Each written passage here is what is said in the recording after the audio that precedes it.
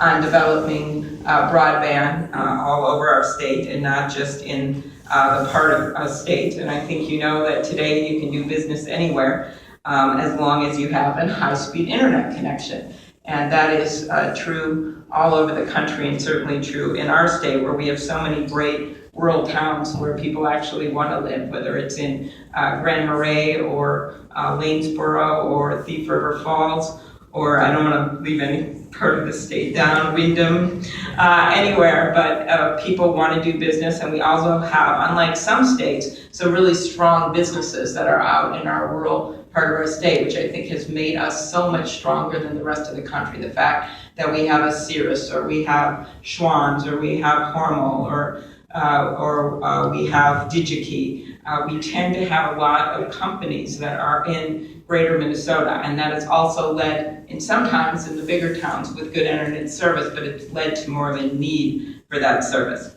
So with that being said, I thought I'd give you a little update on what's happening in Washington. I always say that with a smile because for a while it's been a little slowed down. My lowest point, which I've told some of you about, was on New Year's Eve of the fiscal cliff vote, when we had to vote till 3 in the morning to make sure the country didn't get off a fiscal cliff. And I will never forget this moment because it was New Year's Eve, right? That magic moment. I'm on the Senate floor. I look to my left, I see Harry Reid. I look to my right, I see Mitch McConnell. Every girl's dream on New Year's Eve. And so that was kind of one of the lower times. But then it actually, what happened out of that, we got our act together for that, but then we headed into the shutdown, which was a disaster. Companies that had their goods sitting in warehouses and couldn't sell them because they had to get approval from some agency where the workers were on furlough. We had that happen all over our state. Cost our economy billions of dollars. I joined the group with Susan Collins, a Republican from Maine. 14 of us, I was the first Democrat to join, that came up with some ideas about how to end the shutdown and brought them to both leaders and said, if you don't do something like this in 2 hours, we have the press gallery reserved. One of them was John McCain, and we got it done, and we got out of the shutdown. And then from there, got a budget, which was a good thing. Got rid of half of the sequestration and moved on to pass the Farm Bill, which has some important things for rural development, as well as the Water Development Act. And then recently, of some note for Minnesota, in the end of the year bills, we were able to get the Travel Promotion Act done, something I worked on really hard that was important to our state.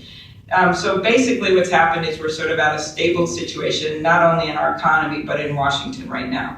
We've had 59 straight months of private sector job growth. I think you know what the unemployment here is in Minnesota, one of the lowest in the country, 2 points under the national average. But Washington is at a place, again, of stability. We're not shutting down the government. We're not on a fiscal cliff. But I figure this is our moment to not govern from crisis for a change like we have the last few years, but to govern from opportunity. And many of you are familiar in a business context with that governing grid or decision-making grid that Stephen Covey made popular, but actually goes way back to Eisenhower. Where you look at decisions into 4 quadrants. At the top are the important, at the bottom are the unimportant. On one side is urgent, on one side is not urgent. And obviously we spend a lot of time on important urgent things like ISIS or Ebola or things like that happen. But unfortunately in Washington we spend way too much time in the unimportant urgent category. And those tend to be things that are manufactured crises or things that are on the media for one day and everyone runs around trying to figure out how they're going to get something out of it or respond to it. And we don't spend a lot of time, luckily, in not urgent, not important. But where we really lack is doing that work in the non-urgent important category, which brings me to broadband. Because there are so many things up in that corner that I'm hoping that we will be able to work on over this next year before we really get into the presidential race. Those are things like immigration reform. I still haven't counted that out. For the business community in Minnesota, it's incredibly important. I have a bill with Hatch to increase the green cards and the H-1B visas. Second thing I would put up there is workforce training, something we care a lot about, and the more we could do on that front with science and technology and community colleges. And the third thing is tax reform. We've got over $1 trillion parked overseas, and if we could create some incentives, tax incentives to bring that money back and put a chunk of it into infrastructure, potentially including telecommunications infrastructure, that would be a very good thing. But we also can do some other things, as you know, with broadband here in the United States. I'd say that our first step in tackling this challenge is to level the playing field, to make sure that we're doing all we can to build the necessary infrastructure and encourage adoption. That's why I'm glad our state is focused on this issue through conferences like you're having today and through the state's Office of Broadband Development. It's, as I mentioned, a great equalizing force with rural, and it shouldn't matter where you live if you want to Skype your loved ones or launch a new business. And I think you also have gone through the problems, like Anoka's 97% access and less than 1% of homes of north in Aiken County have access.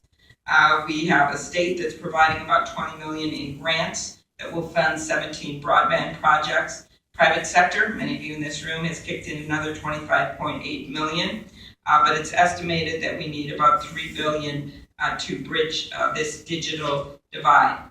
I have pressed the FCC and the Rural Utilities Service, Jonathan's old agency, to support broadband deployment. I actually am the one that talked about it with Tom Wheeler in his FCC confirmation process. He said he'll review USF policies. I don't have to tell you, and I hate when I use acronyms, so I know everyone here knows that's Universal Service Fund, but I always try to explain it.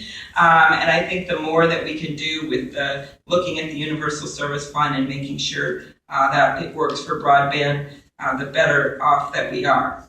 I've done a lot of work, I think, as we look at this issue and how we can get political backing behind it. The law enforcement piece of it has been important. FirstNet and the work that we've done there. I'm actually head of the 911 caucus with Republican Senator Richard Burr of North Carolina. So we have done a lot in terms of making that more accessible. The auction went well in terms of the money that we brought in. And then we're doing a lot with schools with the E-rate program. And as you know, that was established in 1997, and it's helped the percentage of classrooms connected to the internet nationwide grow from 14% to nearly 100%. And schools across Minnesota have started to get money from that and use that program. Something we need to remember is that increasingly consumers are not just accessing broadband services through wires, but the demand for mobile broadband continues to grow. And so that means to me spectrum. And earlier this month I introduced bipartisan legislation with Senator Deb Fischer of Nebraska, who's my Republican mentee, to increase access to high-speed internet in rural communities. It's called the Rural Spectrum Accessibility Act, and it provides incentives for wireless carriers to lease unused spectrum to rural or smaller carriers in order to expand wireless coverage in rural communities.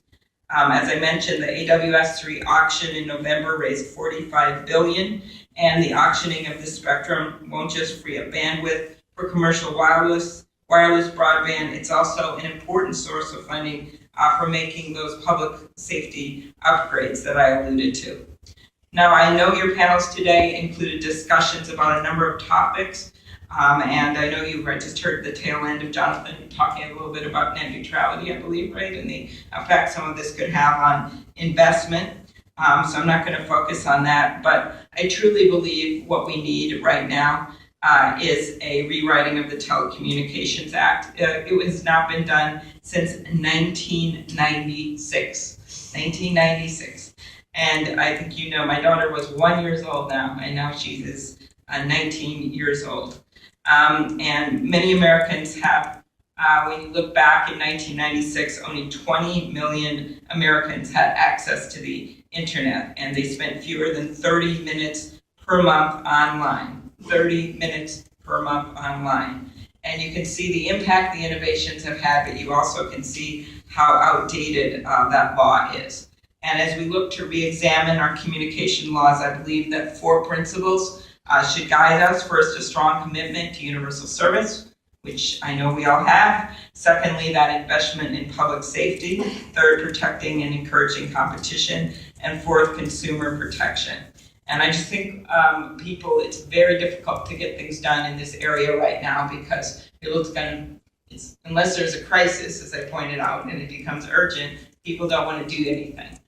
Yet we have this huge need right now in terms of this investment in broadband. And so I'm hopeful that that's going to push people. I personally like Senator Thune, and I look forward to working with him. I know he has some proposals out there that we're looking at, some that people like, some that they don't like. But I know that he's someone that is going to focus on the bread and butter of the committee.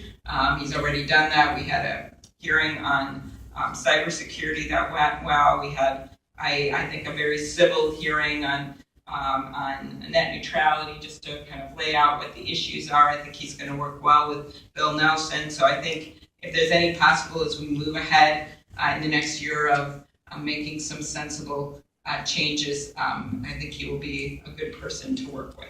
And I like that he's our neighbor and he sometimes is a Vikings fan. So that's where things are. I wish I could tell you that there was